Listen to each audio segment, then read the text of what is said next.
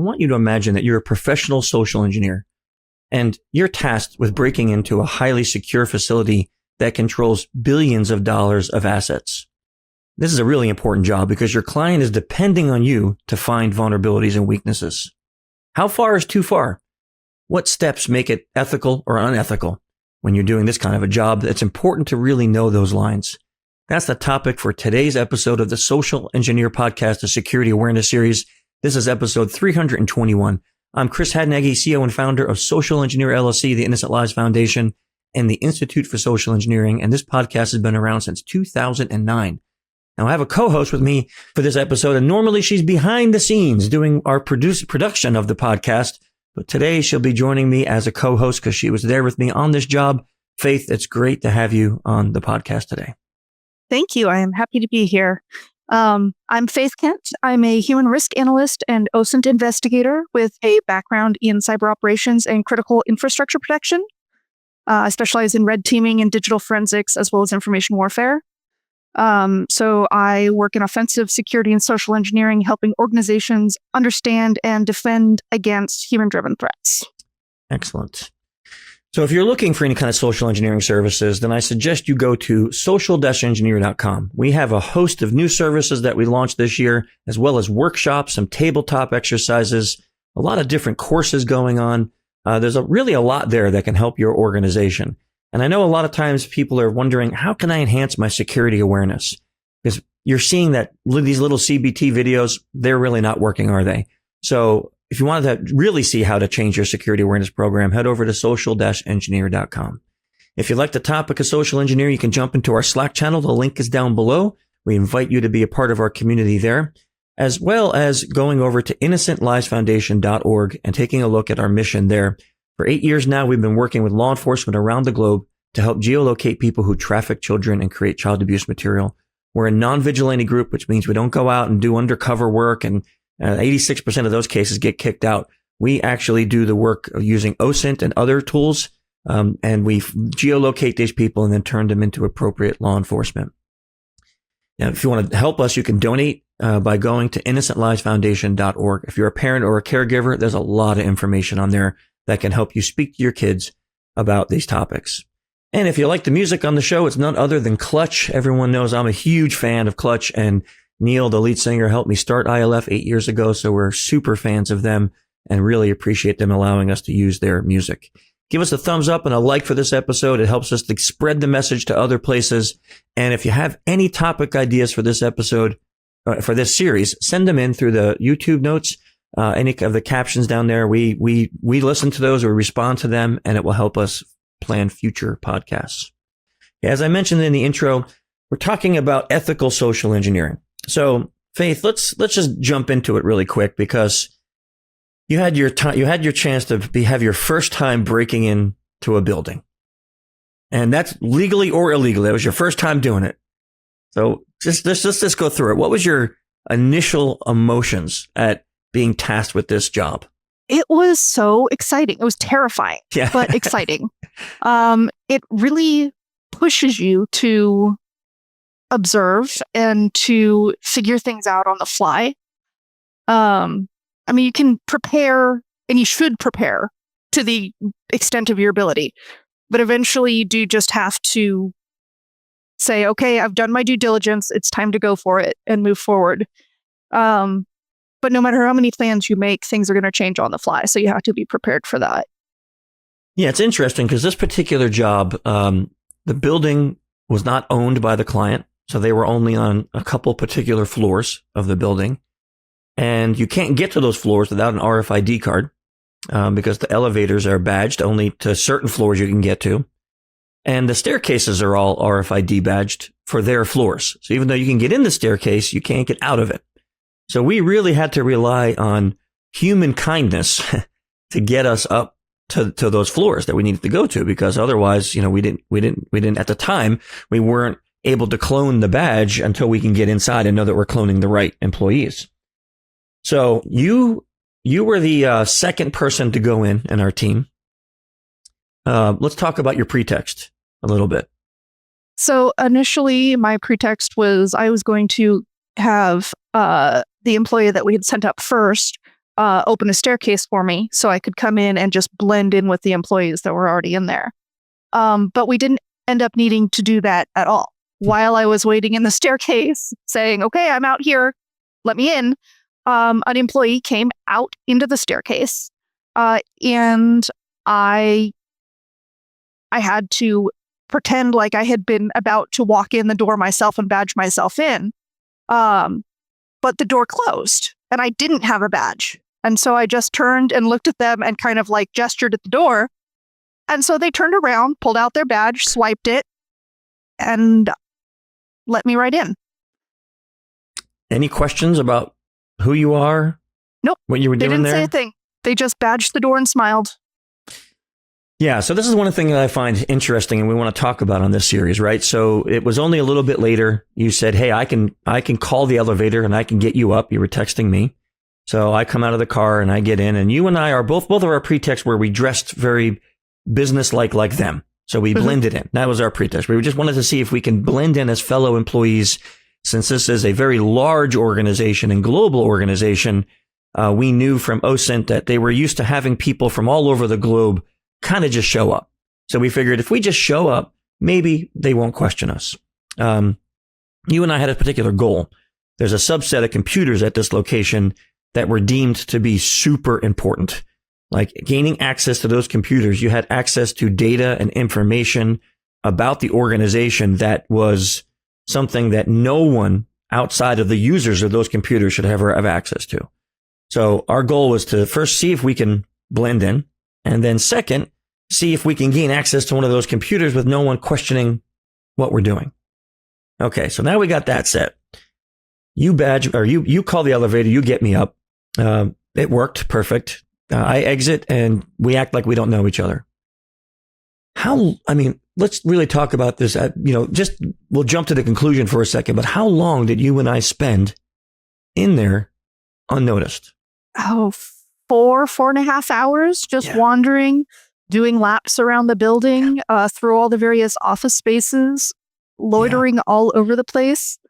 And not once was I questioned. I had several people smile and wave like they thought they knew me, but there was no one checking for a badge. There was no one asking why I was where I was. It was just one more person wandering the halls. So now let's talk about that, because it's easy, I think, for people to go, oh, those people were so dumb. And that's not the case, right? We never say, I hate the old adage, like there's no patch for human stupidity. This is not about stupid people. Exactly. This is about a culture. They have a culture at this location that was very welcoming and open, and they're used to seeing people they don't recognize because this place has branches all over the globe. So somebody may just be there from the Europe branch. They may be there from the Asia branch, whatever it is. And they're there. So they're used to seeing people that dress like them, that act like they know what they're doing, and not having to question who they are. So we need to level set that, because anyone listening, you might say, boy, I would never be that dumb. Well, again, we pushed the limits because we wanted to see, that was part of our goal. How long can we stay here? In those limits, I was able to gain access to one of those high important computers because someone had gotten up and left the computer and waited for it to time out. So they left and I got to sit at the computer before it timed out. So moving the mouse, I was able to keep it alive and gain access to all the data on this computer. And what's interesting for me, what I found is this location has a very open space. Like everything's glass, everything's open, no real offices. Even the offices are all glass. So you could just see everybody. And there was people working at computers around me, but nobody again took the time to like, what's this guy doing sitting at Frank's computer? Like nobody was wondering what's going on with that. And again, that shows the culture, right? It's that they had this open culture where they're used to seeing people. Okay. Granted, we came back at night. We gained access again, and we were able to use under the door tools to gain access to the server room and to the IT room and other computers, blah, all that was there. But the next day, the point of contact says, of course, I didn't expect you to be that successful.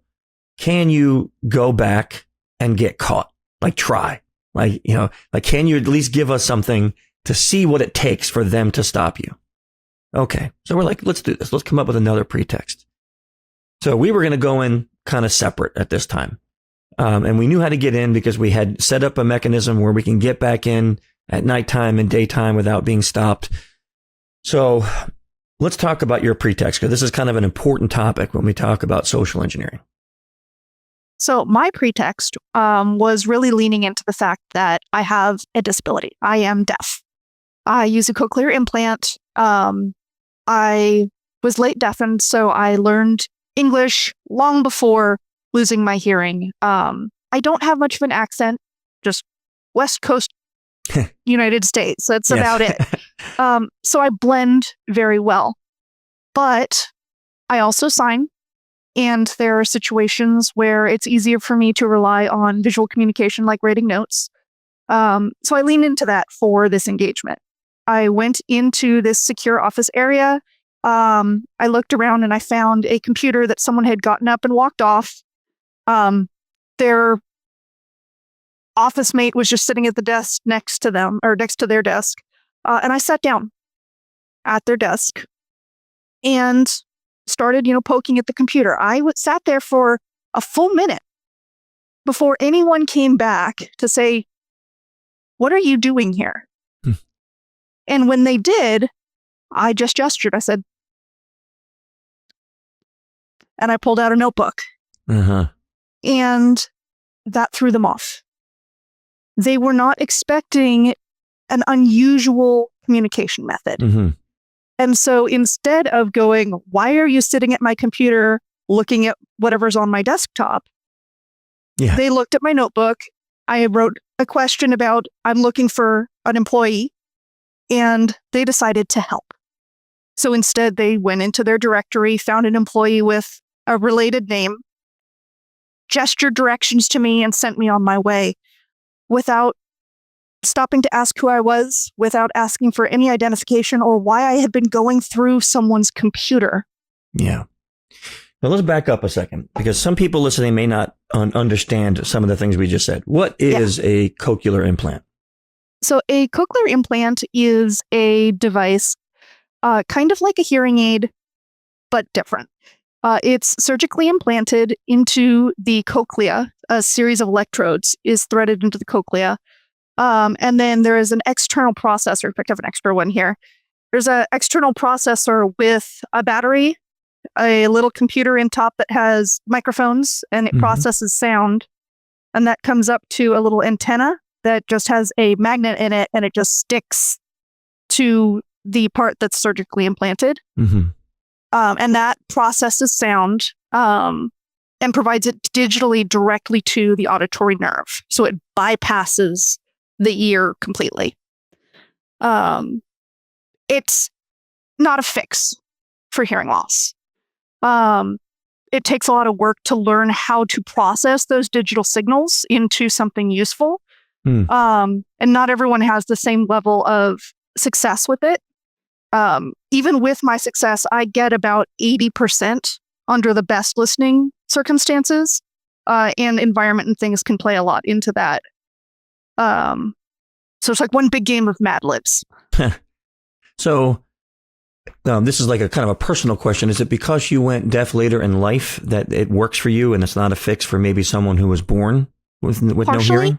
I mean, it really depends, because the mechanism behind what caused the hearing loss, anatomy can affect it.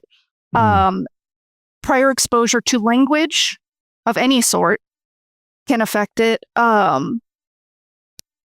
It really, really varies. But yeah, the fact that I have a strong foundation in auditory language processing definitely plays into it for me.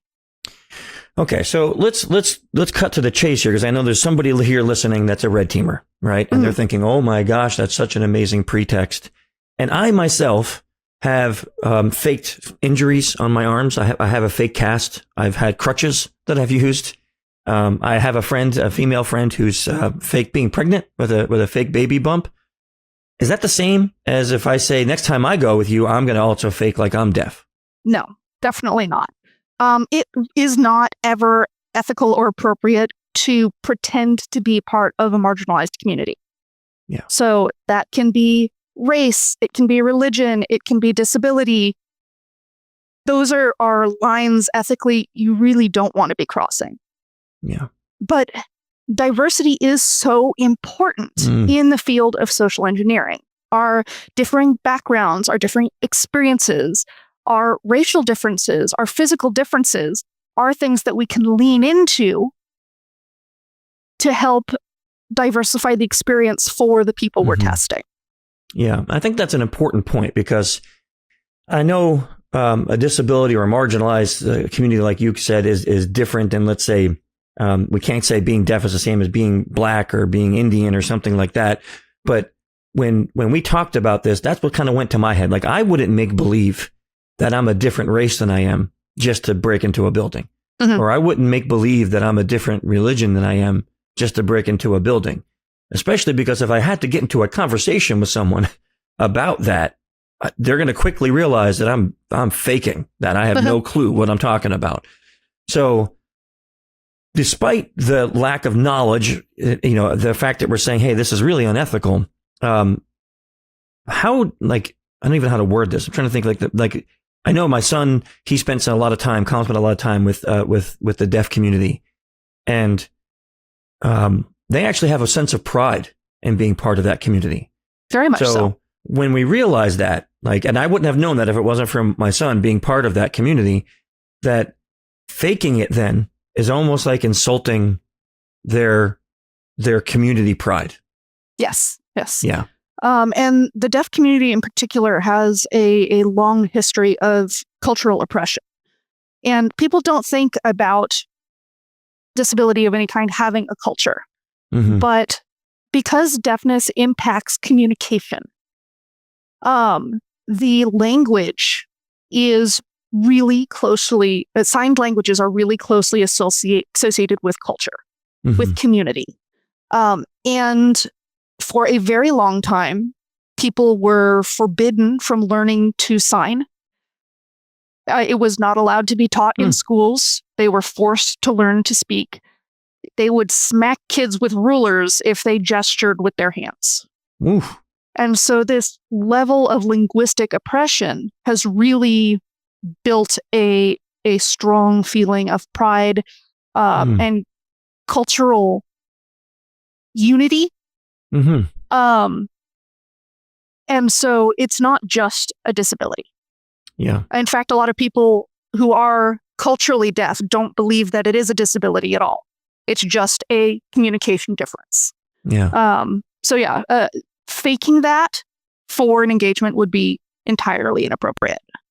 So let's talk about this. I'm sure there's someone listening saying, but it was inappropriate for you to use that disability in there. So let's talk about why we decided to utilize this.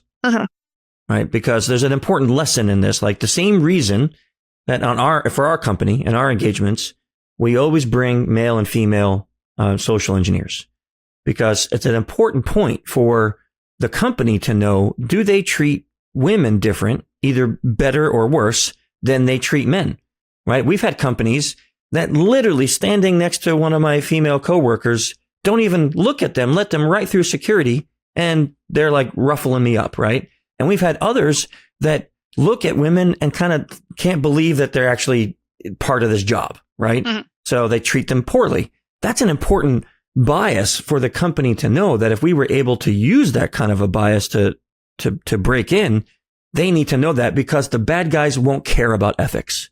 Yeah. Right. And your story is an integral one, because the person that you were asking for wasn't even involved in that super secret computer area. Right. Correct. So you were sitting at a computer that you had no business sitting at, moving that computer that you had no business touching, and then asking for an employee that was in a wholly different section of the building, and they just basically apologized and let you go. And that kind of shows the power of that bias, is that they weren't prepared for someone who was deaf. So They didn't want to really question you. Yeah. I mean, differences make people uncomfortable. Yeah.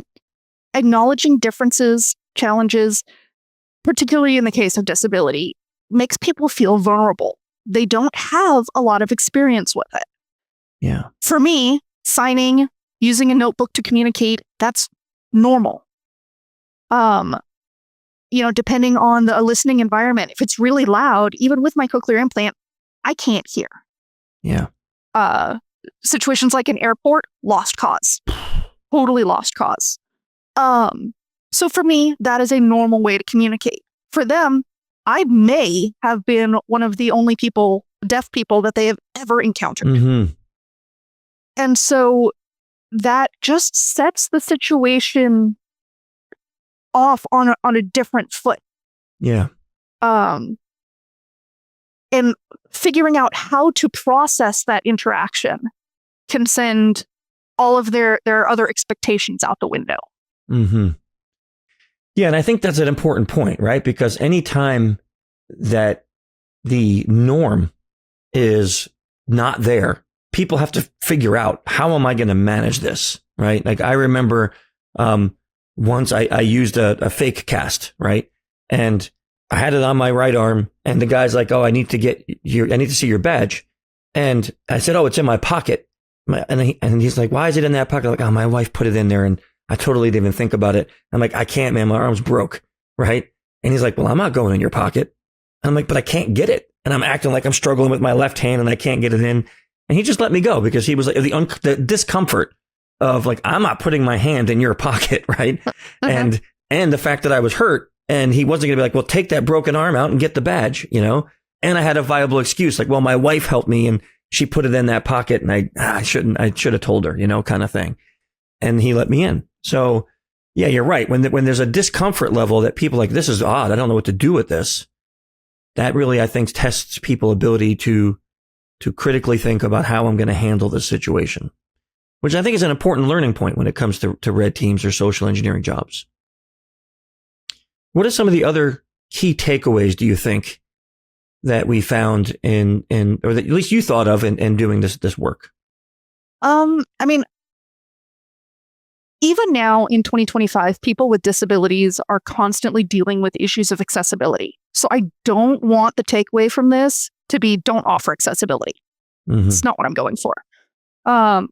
Instead, suggesting a mentality of kind of proactive accessibility, building accessibility into facilities and processes off the bat so that it doesn't have to be an afterthought. Mm-hmm. In this particular instance, this was a company that has people coming in from all over the world. Yeah. They may not speak English. Having processes in place for identifying employees for communication, standard or not, can remove having to make those decisions, figure things out on the fly. Yeah, I think that's a good one. That's a good learning lesson. I think that's an important one. I also just want to reiterate that diversity within this industry is really important. I mean, for too many years, it was dominated by white men. And if that's the only testing platform you have, how can you truly say that you thoroughly tested a company, right? So using people of different genders, of different backgrounds, of different races, of different disabilities allows us to tell a company, "Hey, you know what? The bad guys, man, they're gonna not care about what's ethical or what's right or your feelings as a deaf person. They're not gonna care about that, So they're gonna do whatever they need to do." And it doesn't mean, and as the good guys, that we need to do whatever we need to do. It means that if I really want to test that as the company owner, I have to hire diverse people. So then we can do that and not just say, "Hey, you know what, Shelby, today you're deaf." No, that's not ethical. But we hire someone that can be used to test that particular potential bias, right? Exactly. There is no template for bad guy, so there can be no template for good guy. We have to really embrace that in the teams. Yeah, but it doesn't mean that we get to break ethics. No, right? It doesn't mean that. I remember once hearing an interview with a social engineer, and it was at the height of COVID. People were scared. People were dying all over the globe. And she went into a building with a gas mask on and was laughing about how afraid people were, and it gave her access to everything. And that, to me, lacks complete ethics, because you used the fact that people all over the globe were dying from a disease and the fear of that by having a full face gas mask on, not just a face mask, to get people to just avoid you. And at the end, what is the teaching point? What do we say? Right? So whereas like what we did, for anyone else who's still wondering, when we do talk about this to the client, we're going to have a lot to say about how can you interact with people who have a disability like this that would have been appropriate. Right? So still questioning because you need to be secure. But, and since this person didn't know sign language, what could you have done in order to still question why you were sitting at his computer, and yet you were looking for someone. And then should you escort to that person, right? Should you be escorted or should you have gotten security involved, and still maintaining a pleasant, nice culture, but not allowing the disability to just kind of shut down all critical thinking. Yeah. And you can absolutely be accommodating without compromising security standards. Yeah, exactly. It is an interesting story and lesson for me because I think it's the first time in my history of doing this that we ever were able to test using something like this. So it's interesting for me. It's a learning experience, and I think it helps us to see how we can strengthen customers to learn about the utilizing diversity in their organizations too, because not just as a testing ground, but also this might help them in learning how to communicate better when it comes to other people who might come in that, like you said, might not speak English. So it might not be that they're deaf, but they might not speak English, and how you're going to communicate with them. What is the protocol for staying secure, but questioning when someone can't communicate with you in your language? Yeah, trust but verify. Yep. I think it's a really interesting topic. So it's a pretty cool story. At the end of the day, though, how did you feel when it was all over, being your first time doing this? It was amazing. It was absolutely amazing. Yeah. I look forward to doing it again. Yeah. So if you had to sit in front of any company right now and give them at least one piece of advice to stop people like us that day, what would you give them? What piece of advice would you give them? Trust but verify. Mm-hmm. Yeah. You do what you need to do to meet people's accommodations, to be friendly, to be welcoming, but don't compromise the policies that you have in place for your security. The fact that I was communicating by pen and paper doesn't mean that they couldn't have asked me my name, asked me who I was with, why I was there. It was just a different way of doing it. And I'm going to add on to that as a point that I would give is that you need to educate your employees how to do that and empower them, right? Very because much. They might not have known, because maybe they weren't told, well, this is what you need to do when somebody that doesn't seem right is there. So you have to make sure that your employees are educated and empowered to trust but verify. And you take those 2 points, and man, I think you can stop a lot of bad things from happening in your organization. Well, Faith, it was great, the episode, but also having you on that job. I look forward to doing a lot more with you. And I see that you have a couple book recommendations that you put in the show notes. So we'll make sure that they're in the show notes for there in case anyone wants to read more about being deaf and also about sign language, American Sign Language. You have a couple of things there on that too. So I think there will be some good links there. If anyone's interested in that, they'll be in the show notes. And as well as if you have any questions for us as a team, you can put them in the comments down below in the video, and we'll be more than happy to get Faith involved and answer any questions that you have. Look forward to hearing what you thought about this episode. Next month, we'll have another team member with a wholly different topic. I'm not going to tell you what it is just yet, but I can't wait to hear what we're going to talk about next month. Until then, stay safe and secure, and trust but verify. See you.